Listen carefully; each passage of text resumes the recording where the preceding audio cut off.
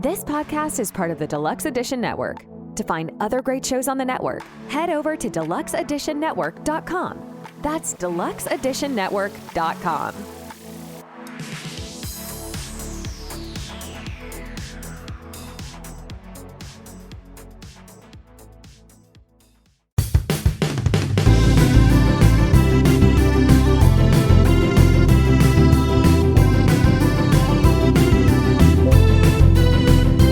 If your friends are nerdy and you are nerdy too, I want to talk to you. Friends talking nerdy. This is the podcast making, public transit taking, kiss stealing, wheeling dealing, son of a gun, Tim the Nerd, welcoming you to another episode of Friends Talking Nerdy, part of the Deluxe Edition Network. Head to deluxeeditionnetwork.com to find out more information about all the wonderful shows on the Den Network. And sitting next to me, after an exhausting night of teaching and with a belly full of frozen pizza, we have the greatest legal mind in the Pacific Northwest. And if you hear some voltage type sounds in the background, that is also Professor Aubrey. How you doing? Yes, hello. I am, as Tim hinted, am sitting here on my exercise ball with my brand new TENS unit in my lower back area, sending electrical shocks through my lumbar spine. So if you hear her do this every now and then, it is that. And just that. It feels so good. And then when it's done, it's very numb. So like if you have pain in that area, it's totally pain relieving, but it also is causing the muscles to contract and then relax. And so it contracts them really hard, like you're working them really hard, like picking up something really heavy, but then it lets go.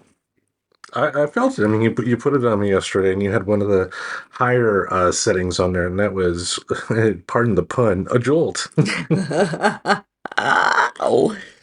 Yeah, because like part of it was like it was going on, and it was just like, oh my god, yeah, oh my god, Aubrey, oh my god, please stop it, stop it. Yeah. It's one of those times that it becomes useful to be a talker. Yeah, instead of a rambling bastard like me. But I will say that after my experience with it, I certainly, even though my back wasn't, giving me too much, where you were just doing it for demonstration purposes, afterwards it did feel like, Yeah, I think it really does work. Yeah. I first had it at the first chiropractor I went to here in Portland, and I was like, really? That's possible? And it's only recently that they've been, like in the last 5 years, I guess, become available without a prescription. Yeah, lucky for all the people that like to use it for other purposes too. Yeah, they used to be much harder to find. Yeah, anyway. You didn't want to go down that road. But you would definitely recommend this for, us folks once you reach a certain age that will have normal aches and pains throughout the day no matter what. Yeah. Yeah. And you got it on Amazon, right? I did get it on Amazon. Mm-hmm. What was the cost? $31. Look at that, folks. $31 for some tremendous relief. Really, for $31, it's feels just like it does in the chiropractor's office. I don't know if it's gonna last a long time. I don't know if there was child labor involved, but I laugh, but I should know. It's, most everything, I guess, that we value today that we purchase and use, like the wonderful MacBook Pro here, is made in countries with very loose labor laws. Yeah, very loose. Yeah, and so what basically happens, I don't know if you know this, but every major corporation that manufactures things in China or other places where the working conditions are questionable, the labor practices are questionable, in those places, if the manufacturers, like our U.S. companies, they will only hire factories that meet certain standards, and then they get qualified as like a socially responsible company. And those facilities, even though they could operate in a much different way under the governmental regulations, operate in a better way because of the intervention of these corporations. So it's like, is it really, they can still make things for pennies on the dollar in China compared to manufacturing in the US.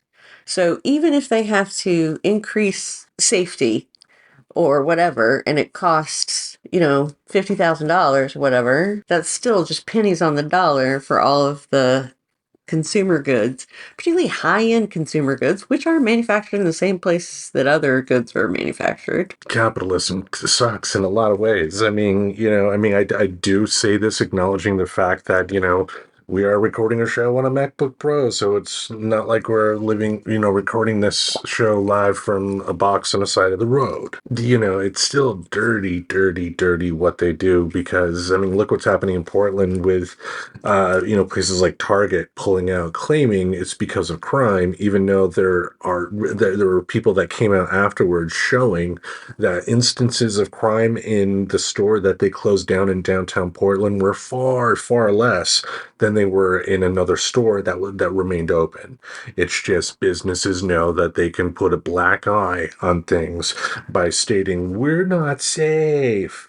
And all of a sudden government will, start letting their guys with batons go nuts again. Yeah. Yeah, against the most vulnerable. Like we're getting away from that moment. It's just like September 11th. The more and more I think about it, I think that the pandemic was the same kind of group trauma as 9/11, and that will follow this sort of similar pattern where right after it, everybody was super sweet to each other and kind and helpful. And then like the emergency passes and people just forget all about it in terms of how compelled they felt to do things in response to volunteer or to raise money or... Well, it didn't help, too, that was the start of the ball rolling towards, what we face today. And, because look at all of the pressure campaigns the Bush, administration put out of, how dare you question what we do? Are you supporting the terrorist? The reason Keith Olbermann, for instance, ended up becoming a big thing on MSNBC was he was the only person there that had anything negative to say about Bush on MSNBC. And we're down a pretty dangerous path here, and we'll go over politics here a little bit later. We normally try to steer clear from it, but this, 2024 being the election year that it is, we are bound to have some talk about this. We would be fools not to. Yeah. Yep. But first, we do want to have some good news and bad news. Do you want to start off with the good news or bad news? Let's start off with the bad news. Okay, you deliver that bad news. So the bad news is that we have teachers on strike here in Portland. And that's bad news because it means that the school board is not giving them a fair contract.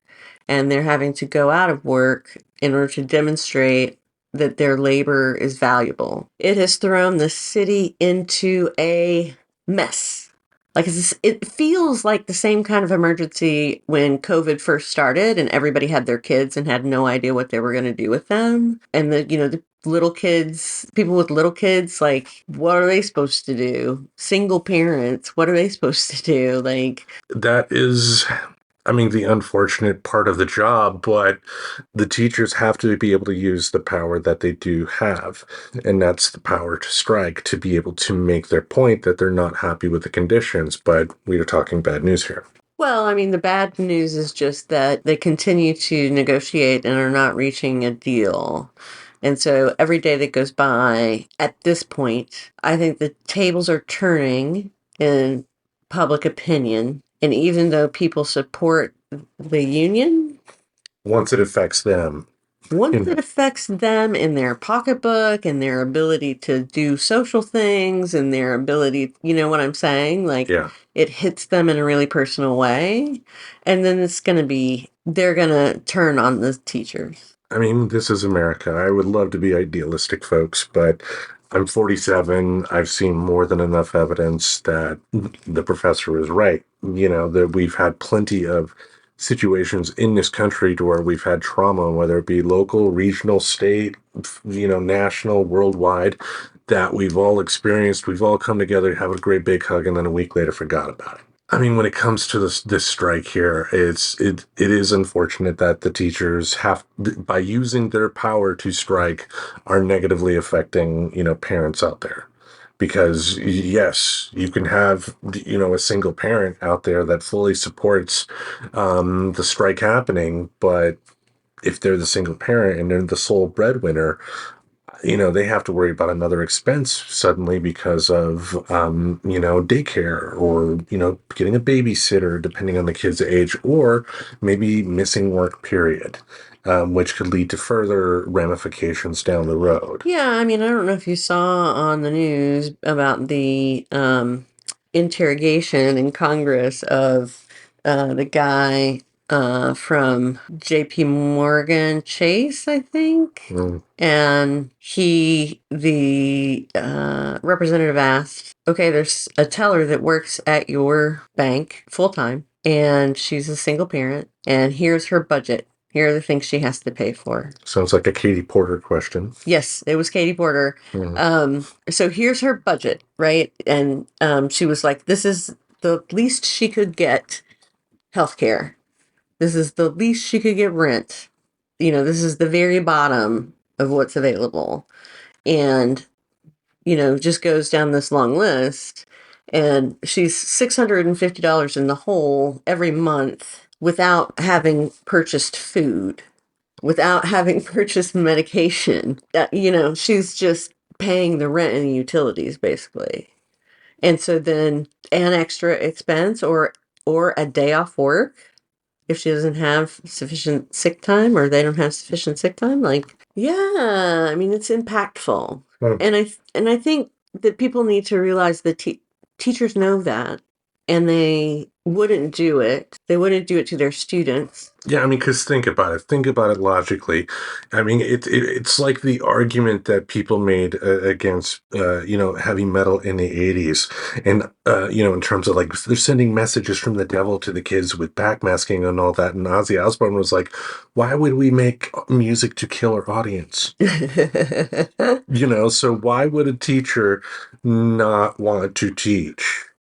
Yeah. That's why, you have to sit back and sit up and listen. Now, at the end of the day, when it comes to something like the single parent, I can look the other way there. Like I look the other way at people, that are low income and shop at Walmart for groceries, because I've done that, and did I do it with a you feeling, but you do it. You do it because you can walk out of Walmart with a cart overflowing with items, food and whatever, for the same cost as 4 bags at New Seasons. But you are paying more in taxes to help supplement the those welfare that the employees of that Walmart have to go on, because that company's not paying them enough. Well, I'm paying much more for the taxes that Walmart's not paying. That's what I meant, yeah. No. Oh. So you're saying the workers themselves are not paying taxes. And you're talking as a corporation. As a corporation, they get tax breaks. I get it. Yeah. Yeah, I mean, they get the tax breaks, but then those tax breaks end up losing cities millions upon millions of dollars.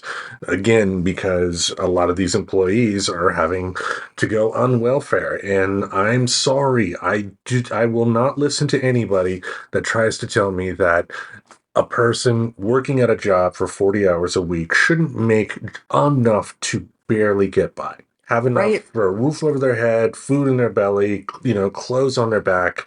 It's a vicious society that says to people, we're going to give you opportunity to work, and you're going to work full time, and we're not going to pay you enough to live. So you're going to have to get a second job.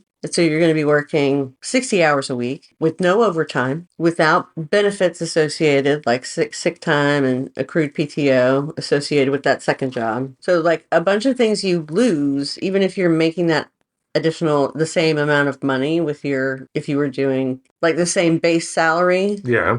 In a place where you get overtime versus having two shitty jobs where you don't get overtime in either. Yeah, they're a real terrible employer, but I shopped there when I lived in Kentucky, and it was the only place to shop in town. And there was just, I'd have to drive 45 minutes to go to a grocery store if I didn't go to the Walmart. I mean, and the analogy I was trying to make here is that, a single parent who is going to be struggling really hard by not having their kid in school, I can look the other way if their initial interest is going to be, getting my kid back to school. Mm-hmm. Been there.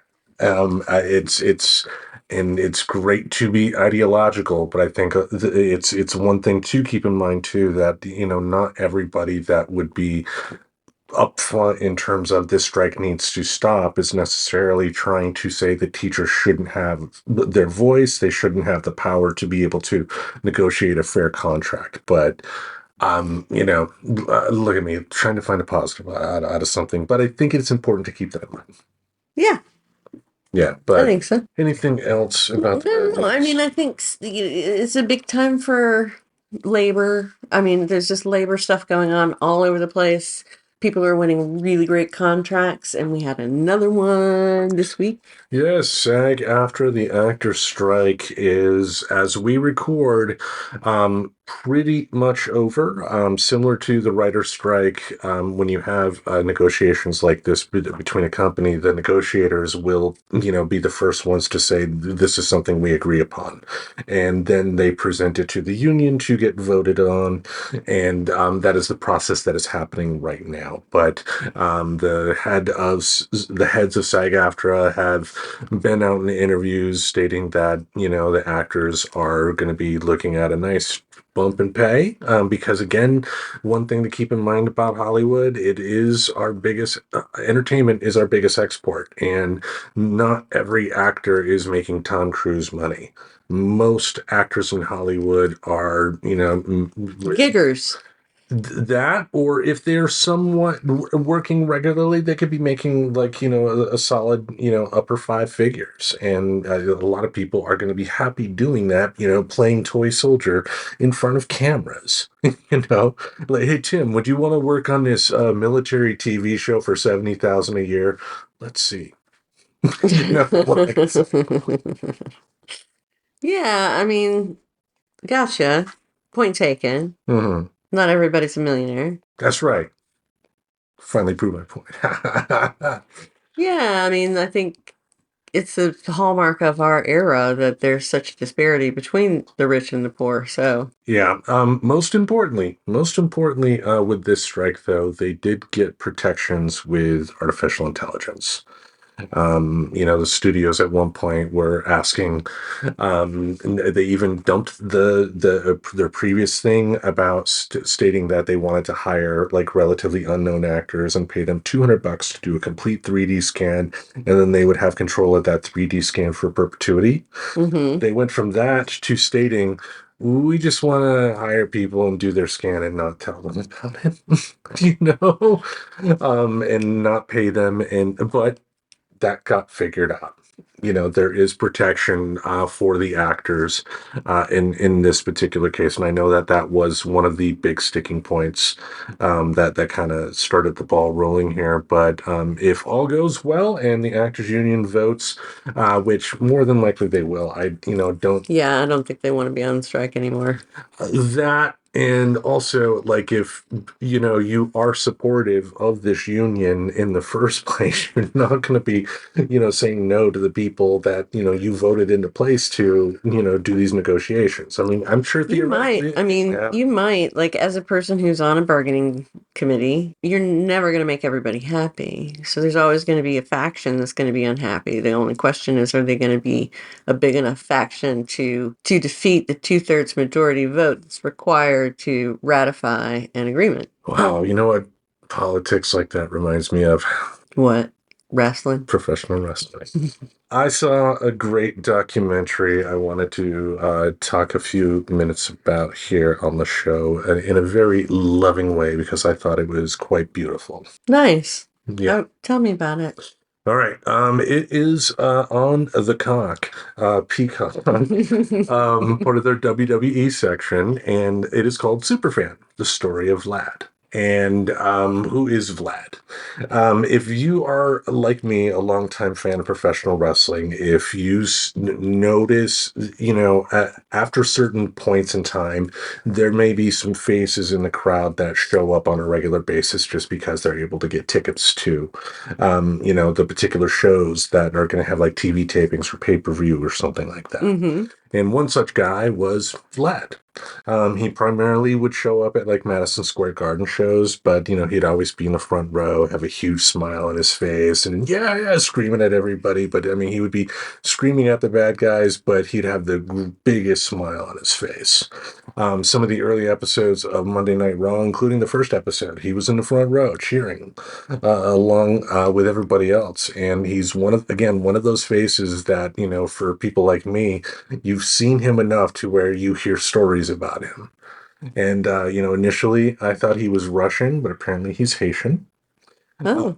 There were rumors that, the reason he got to be at so many big shows like that was, he was a bodybuilder himself, and people thought that he was like Vince McMahon's personal trainer, and like part of the perks of the job was being able to sit in the front row for WWE shows, and that would be a great perk.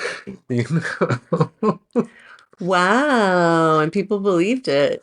They did, but the documentary just pointed out that, he was a Haitian immigrant, lived with his mother for all of his life, and it sounds like it was just a very simple guy.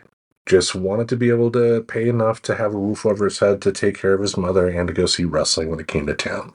Yeah. And, it went all the way back. Like his first big time thing that he got noticed for was in '86. There was a show at Madison Square Garden that they filmed, and they had a live Piper's Pit with Roddy Piper, and Mr. Wonderful Paul Orndorff came out with his manager Bobby the Brain Heenan and wanted to know about facing Roddy Piper in a tag team match later that night. And Roddy ended up pulling Vlad out of the audience, asking him who his tag team partner should be, and he was like, Hulk Hogan, and everybody went nuts at that particular point. But the documentary went into some pretty emotional stuff too, because it talked about, the fact that, again, lived with his mother for all of his life. And when COVID hit, she was in her 90s and took a fall and had to be put in a home, and it got COVID. And she passed away. Yeah, so Vlad was devastated, of course. Lived with her his entire life. That would be just as much of a shock as, like two married people living together for 70 years, when one of them goes. And he talked about during the time of COVID, when he was not able to go see wrestling, he was suicidal. And he attempted, but he got help. And the WWE did a real beautiful thing. Like when they started allowing fans back into the arena at WrestleMania 37, I think that was in 2021. WWE sent him a video with like some, a number of like legendary wrestlers who had interacted with Vlad over the years, telling him, hey, hearing about your story, hope to see you again soon, blah, blah, blah. And then at the end, it was revealed that they were going to bring him to WrestleMania and have him in the front row. And they brought him, it was at Tampa Bay that year. They brought him there. He was backstage meeting a lot of people. Triple H and Stephanie McMahon arrive, pull him aside, and they give him a plaque as the official first ever WWE superfan. Wow. And the documentary ended with him just enjoying his time at WrestleMania. Yeah, that is such a sweet story. Yeah, and I know the cynic in me always, thinks of, what other people would say. And I know there may be people out there that may think that might be a little sad. But this is what made this guy happy. It's like, I don't know him personally, so I can't speak for him, but from the sound of it, it just sounds like he's just a very simple guy. Just one of those guys that just loved to punch the time clock, do his job, come home, be happy. And if professional wrestling is what made him happy and is, what got him friends in the business, got him some great memorabilia, like he has a flag with Hulk Hogan's blood on it from, I think, WrestleMania 7. Wow. Yeah, so, I say, what better story is there than that? He's lived his fantasy of just being there in the crowd and being the best fan he can be. Yeah, that's a really great story. Yeah, I think you're right that people might think that that's sad, but I agree with you that it's not sad. And I think people ought not judge what makes other people happy. Exactly. It's up to them. Great documentary. You should check it out. Yes, super fan on the cock. Now, before we get to our main event here, we do want to talk about politics a little bit because as we record this, we are past some midterm, not midterm, but off season elections that had some pretty great results for progressive causes, like Ohio, in a Republican state, passed a constitutional amendment to their state constitution protecting the right to abortion. Mm-hmm. Virginia, their House and Senate split to Democrat, embarrassing the Republican governor there. And the funny thing is, a lot of people in Republican circles wanted this guy, this Glenn Youngkin, that's his name. They were hoping that he would come into the presidency at the last minute and try and be the responsible one. But with this happening, Ohio legalized recreational marijuana. That's awesome. Yeah, which I wonder how they'll do it. I think it's interesting that early states have done it differently from each other, and I'm sure there's lots of policy studies of what the best policies are based on. Yeah, I mean, this is the 24th state, so I used to say 10 years. Now I'm going to say 5 years. It would shock me if it is not legalized recreationally nationally within 5 years. Yeah, I mean, yeah, if almost half the states are like, this should not be illegal, and it makes more sense to tax it and, regulate it so we can make sure that the appropriate people who are age appropriate to use it get it. and that it's safe and not adulterated. And that, I mean, that is another thing to think about too. If it does become like decriminalized or whatever they do to make it, okay to sell weed legally, it will make it to where there would be standardized ways to, harvest the weed to do what they need to do, because now it's just state by state and rule by rule wherever they're at. Yeah. Anyway, and this election does come on the tails of some poll numbers that showed that Biden was behind of Trump in some swing states, and people online were freaking out a little bit about that. Even though if you have a very cursory knowledge of presidential election history, you will know that most previous presidents at the year before the end of their first term didn't have the best of numbers until election time again. Right, because I think part of it is that they can't start campaigning. They have to govern. So they start campaigning much later. And I think, especially with this election that we just had here as we record, I think the one thing that is freaking Republicans out is just how mobilized Democrats have become.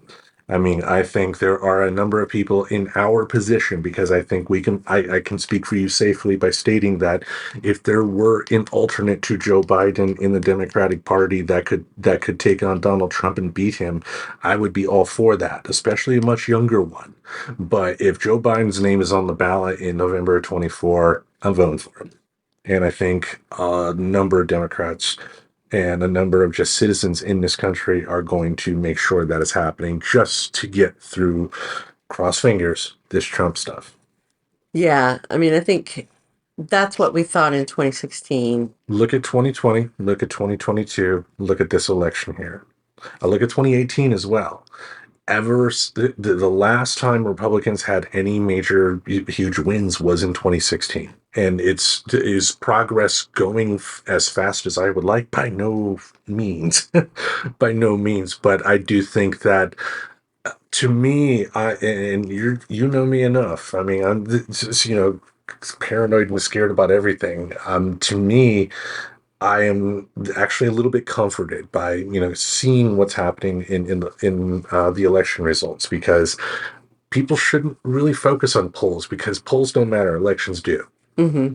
And if it's a year out, and if you think Joe Biden's numbers are not as good as they should be, because right now he's the best shot. If his numbers are not where you think they should be, you got to get out there and do something. Mm-hmm. Good lesson for us. We got to get out there and do something.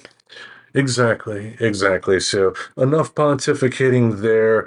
How about we send it to one of our good friends at the Deluxe Edition Network to let you folks know about their show?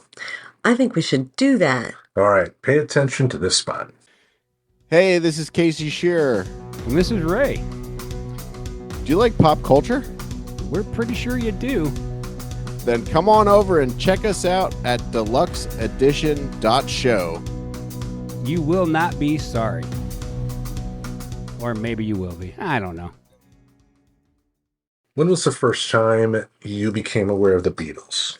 Oh, I'm, as early as I was aware of music, I'm sure one of the first things that I heard. My parents loved the Beatles, I think, growing up. They were both born in 1950. So we're 13 when the British invasion happened. So just the right age to be, screaming teenagers. And so they had two compilation greatest hits albums, the Red Album and the Blue Album. And so we listened to those all the time for, decades. I mean, they definitely did set the standard for what makes a good greatest hits collection.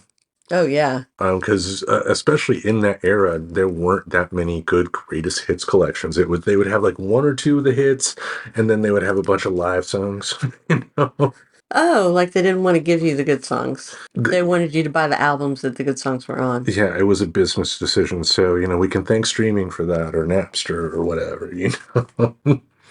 And that does remind me, I think I've talked about it before, but there's another documentary we should watch, All Things Must Pass, about the rise and fall of Tower Records. As far as me, when it comes to the Beatles, my mother was a fan growing up, so I was aware of them.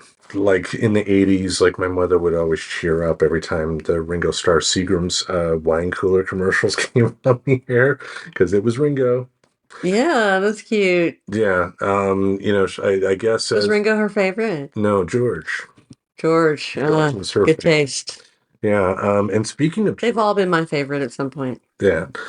Speaking of George, though, he was, I think, probably my introduction to the Beatles, and that's because of Got My Mind Set on You, 1988, from the Cloud 9 album. Yeah. I thought he wrote that one at first, but found out later it was a cover of a 60s R&B song. And I know Warren Zevon did a cover of a 60s R&B song, and there are a number of great R&B songs from the 60s that are done by artists that should be talked about more, but you know what I'm saying. Great album there. It's a pontificating night here, folks. Yeah, we were talking about the Beatles, man, and you asked me, what was the first time I remember noticing the Beatles or being aware of the Beatles? Uh-huh. And I said, I can't really tell, but it was probably when I was very young, because we had those albums. And like I mentioned, for me, it would be George Harrison with, the Cloud 9 album and the Traveling Wilburys, who... Absolutely. Yeah. Love the Traveling Wilburys. I thought it was some of the best music coming out at the time. Yeah, and it was because of the Traveling Wilburys that we ended up getting the gift that was the songs that came with the Beatles anthology albums in the 90s. The Beatles came out with this 3-day event that was done on ABC, and they had 3 albums that they released in 3 successive months of, detailing the history of the band. And in the first 2 episodes of the documentary, at the end of the episode, they debuted a brand new Beatles song, Free as a Bird, for the first episode, which was on the first anthology album, and Real Love. which was on the second episode and the second anthology album. It was an idea that George Harrison brought to the table because of something they wanted to do with the Traveling Wilburys. Mm. They wanted Elvis as a Wilbury. Oh my goodness. They wanted to get some vocals from Elvis so they can all sing a song with Elvis Presley. And once again, Colonel Tom Parker, being the piece of shit that he was, helped put a stop to that, is my understanding. But Well, interestingly, one thing I've learned since the new song has come out, I was getting there. I know, but one thing I'm impatient. well, no, it's related to what you were just saying. Yeah. Back in 1995, when Ringo, Paul, and George had gotten together to work on the other John Lennon demos on that cassette, Mm-hmm. which they did in the 90s without John. They didn't have John's vocals and John playing the piano. They didn't have any of that. They just finished orchestrating his songs and had musicians playing on it. No, it was the same process for those two songs as it was for the one that just came out. So and the three songs, I mean, Now and Then, the new song, was originally supposed to be on the third anthology episode. But as we know now, what happened is how John Lennon recorded it. With his demo. Now, musicians can vary in how they do demos. You can have a musician like John Lennon who was... Go ahead. I'm going to take issue with you saying that I was wrong about how they made those albums in the 90s. Because those albums in the 90s were not made with the same kind of recording that Now and Then was on. Because the problem with Now and Then was that the vocal was too quiet and the piano was too loud. But it was one track because it was just on a cassette player. Yeah, all three of those songs were on the same cassette. So why is this groundbreaking technology? Because what happened was this, as was explained in the documentary, thanks to a computer program that the folks with Peter Jackson's team came up with and developed during the course of the Get Back documentary that allowed them to separate vocals from the music itself. They were able to separate John Lennon's vocals from that cassette tape from the piano using artificial intelligence. Now, when the first signs of this song hit and people heard artificial intelligence, they just thought of because there are plenty of do-it-yourself AI voice websites you can go to now to where a celebrity can do any type of thing that you say, but it sounds like that celebrity's drunk when they're talking. Yeah. So it was not like that. The AI in question, through machine learning, was again able to differentiate between Lennon's vocals and the piano and separate them, which was not able to be done in 94 when this is being recorded. So my question remains, Mm-hmm. why didn't they finish it in 1995? Because, like I said, they didn't have the technology at the time to split the vocal from the piano track. So then how did they do it for the two that preceded? You're telling me they did it the same way, and then you're telling me they didn't have the technology to do it. But that doesn't mean Lennon was playing a piano for those either. I mean, I think it was a guitar or whatever, and the vocals that they did use for those particular recordings just were more appropriate for use, which makes a lot of sense. If it was a small little cassette recorder that, he had in his den that may have different acoustics compared to his office that may have different acoustics, I can understand to where, in one room, a recording of a voice is going to sound much different than compared to another room. And, I would also contend, too, that a piano is generally going to be somewhat louder than a guitar. Oh, definitely. Yes. Piano's one of the loudest instruments there is. Mm-hmm. Can be. What the new song has done for me is that it has really made me think about them as individual artists in a way that I haven't really in the past. It's just like the Beatles, and the sound was kind of just the Beatles sound. Like, I wasn't listening to it and saying, oh, wow, George's riff there is great. Or, oh, wow, listen to that bass. Paul's really tying one on Yeah. or whatever. But this, because I knew that vocal track was separated out, and I knew that was John Lennon's voice, like his voice, and it made me really appreciate like his part and all the other parts and listen for them individually. So I've listened to this song over and over again, listening to different parts of it. And I just think the more I've listened to it, the more I think it is just a really good Beatles song. I agree. And it's reminiscent of a lot of their late era songs. What do I mean by that? A lot of times in their later era, after Sgt. Pepper, they were less focused on the single than they were on just making a song that fit, the mood of the album that they were doing.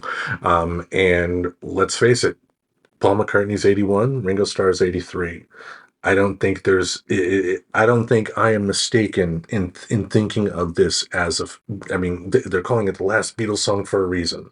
This is a finale. This is the song that will be played in the Beatles biopic in the end credits as it does a montage of the entire history of the band. Now, can there be constructive criticism that can be said for the quality of this song? Sure, you can.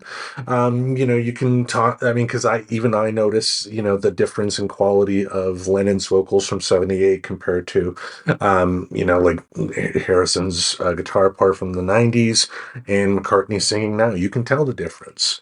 Oh gosh, you can tell the difference with McCartney singing now for sure. Yeah, it's just, to me, what is the important part here is the spirit of closing. This is McCartney saying goodbye. And Ringo. Let's not leave Ringo out. Oh yeah, peace and love. Ringo.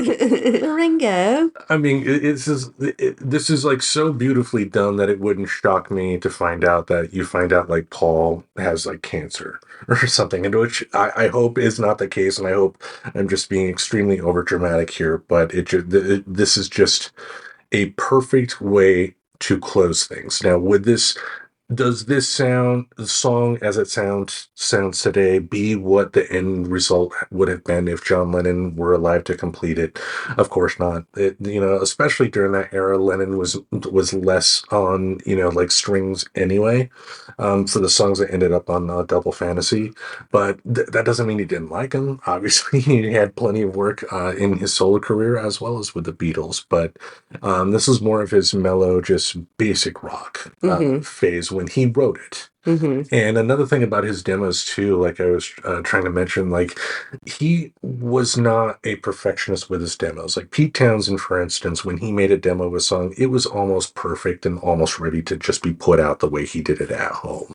Like in Who Are You, for instance, in the middle when you have that acoustic guitar playing just out of nowhere, that's from Pete's demo. But again, like I mentioned with Lennon, he was just, grab the first instrument, grab a cassette recorder, turn it on, sing into it, because it was just about getting essentially the idea on paper, the idea on tape, and then he would go into the studio and work from there. Which too, like I with the anthology, you can hear the Lennon's demos for Strawberry Fields Forever, and vocally in the demos sounds a lot like Now and Then. He just wasn't as evocative vocally, but in this case, though, like it works. It works. And I think for me too, I think what makes it work is the harmony between Lennon and McCartney. Last time we're gonna hear it here, but just what a beautiful, beautiful way to end things, right?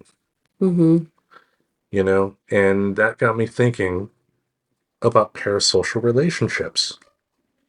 How did you make that leap? Yes, I believe it was on the show Substack that I wrote this, but we've always kind of talked around this, but I didn't know what the term was. Like the biggest example would be my birthday episode, my 45th birthday, when we were in Seattle, just trying to, explain why it was weird having these feelings for, Kurt Cobain passing, when I didn't know the guy.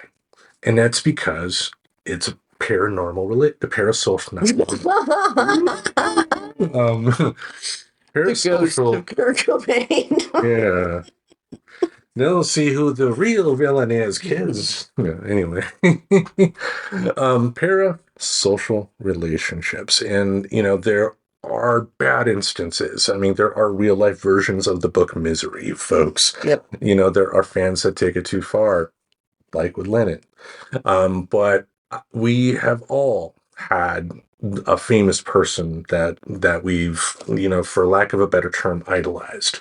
We've all had, a fictional character at some point that, we wanted to be in certain circumstances. Think about in the 60s, the many women who saw Nichelle Nichols as Uhura on Star Trek and used that to be inspired to get into science and join NASA. Yeah. Yeah, I mean, and I think of all the times we've had fun on the show with parasocial relationships, like me with professional wrestling. Like I was angry at Andre the Giant for a while, folks.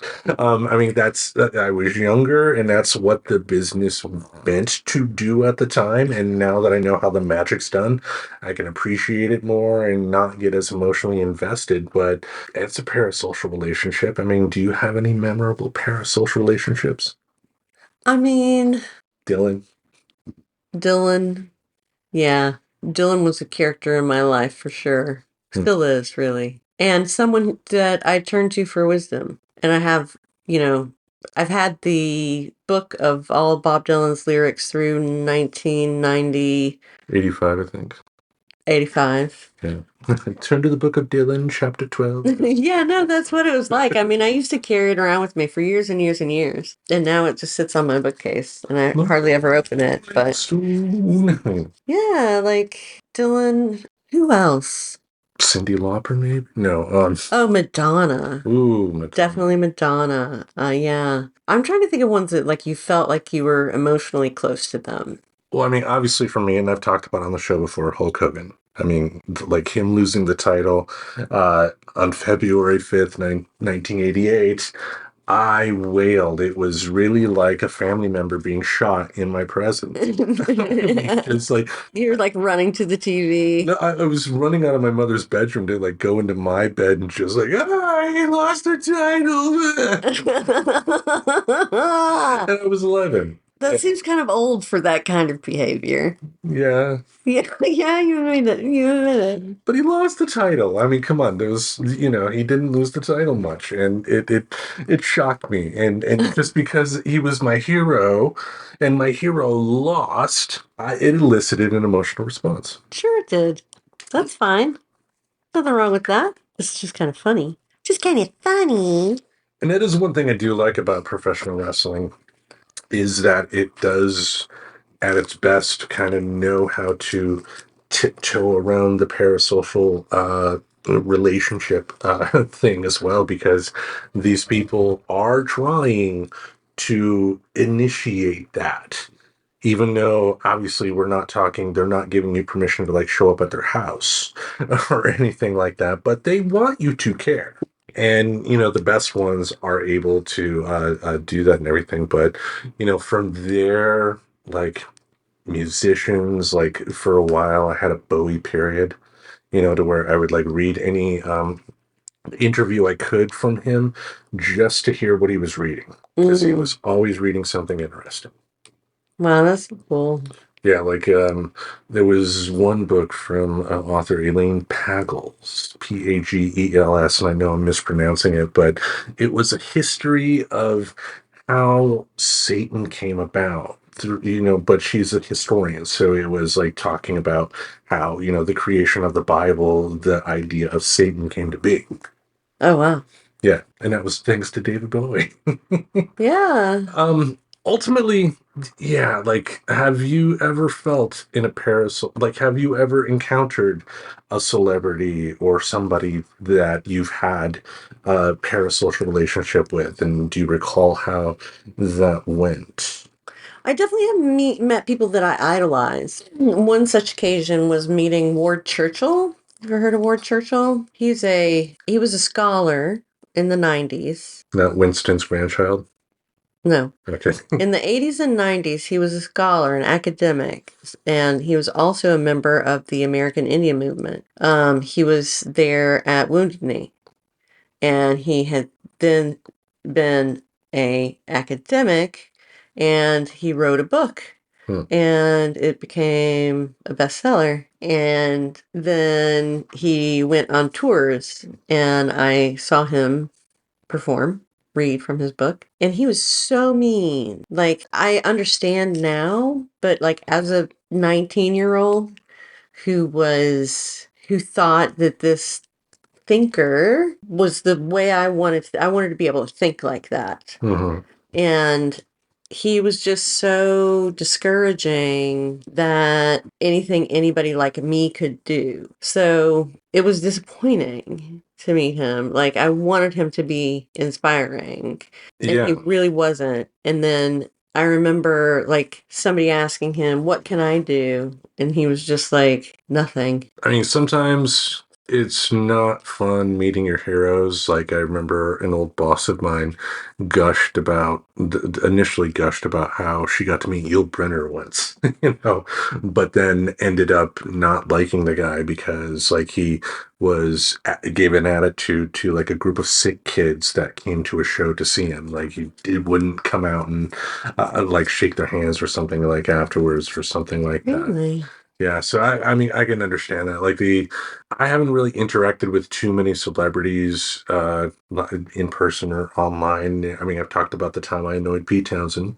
Yeah. Even though he said, I wasn't the cause of it. The subject that I brought up, Mr. Michael Moore, was, and that I understand.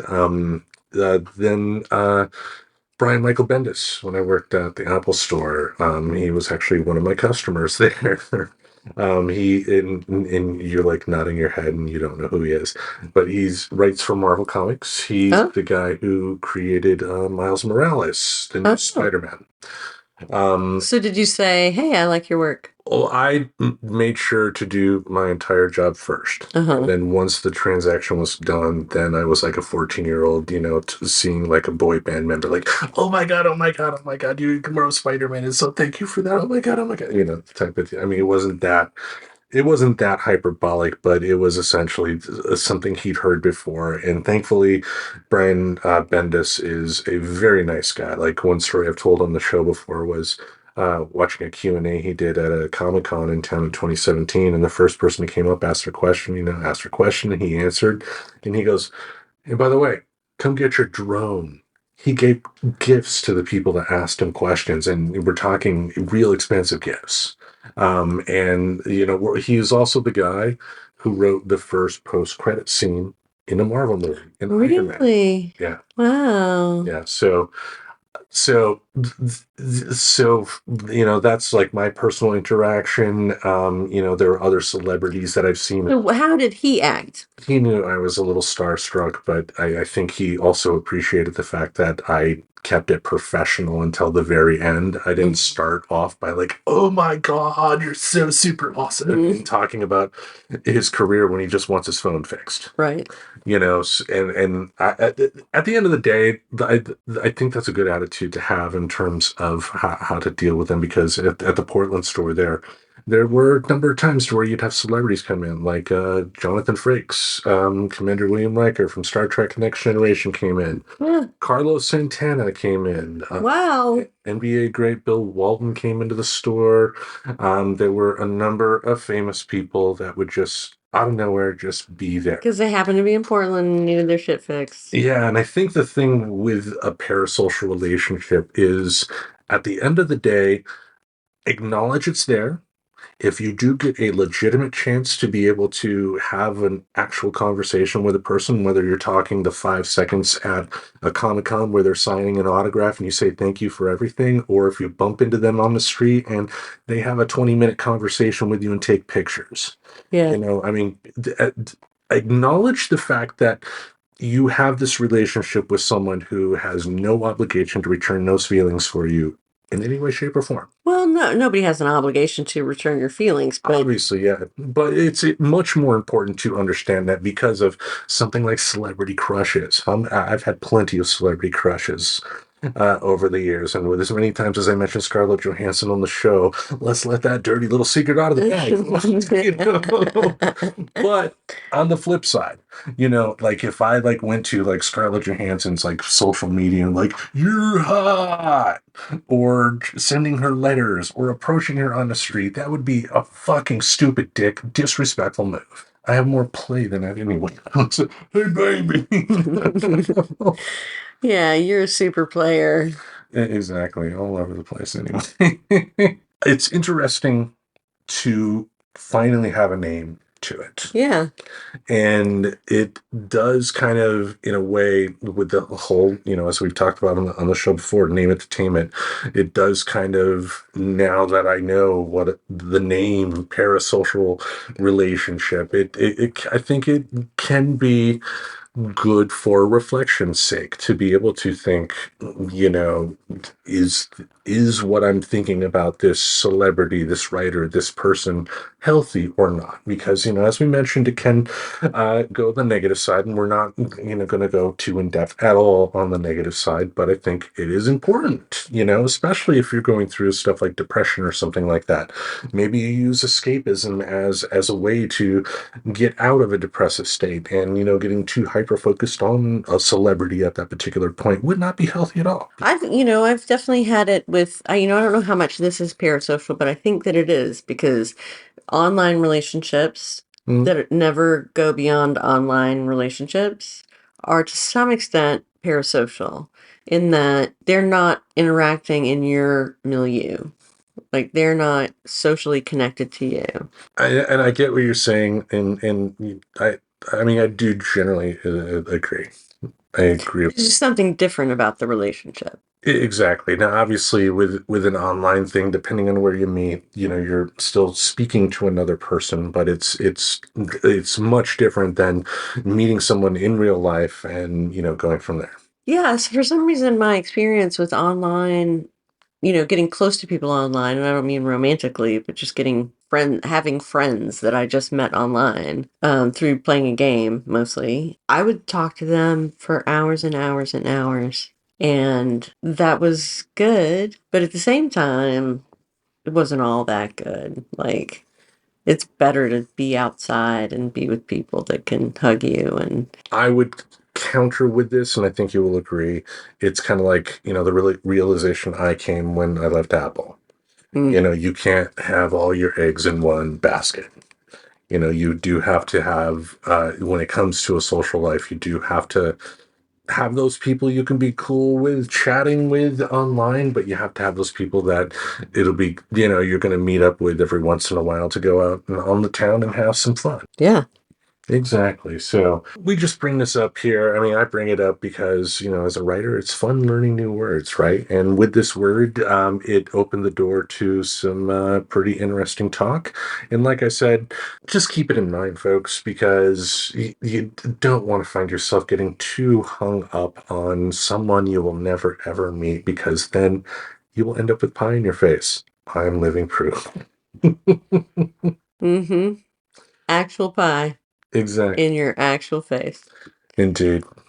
Couple for the drinking game, folks.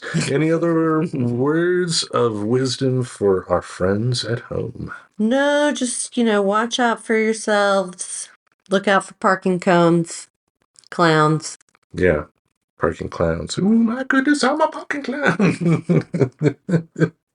That would be, I would buy a car just to park at the parking lot, or like, it's like valet, but they're all clowns. But they're all clowns. Nice to meet you. The clown valet. The clowns can provide any service as a clown, right? It could be the clown housekeeper or the clown. Well, just imagine the clown like pulling the scarves out, and then at the end of the scarf is your parking ticket. Yeah, that would be really funny. That would, and yet I'm here poor, and Elon Musk can bankrupt a company like Twitter and be giving government bailouts at the end of the fucking day. Fuck that guy. All right. With that, each Monday, we'll have something in this podcast space to entertain your ear holes. Until we meet again, we bid you adieu. Farewell. Now and then, folks. Now and then. Subscribe to Friends Talking Nerdy on iTunes, the Google Play Music Store, as well as Spotify. Remember to support Friends Talking Nerdy on Patreon. Goodbye, darling.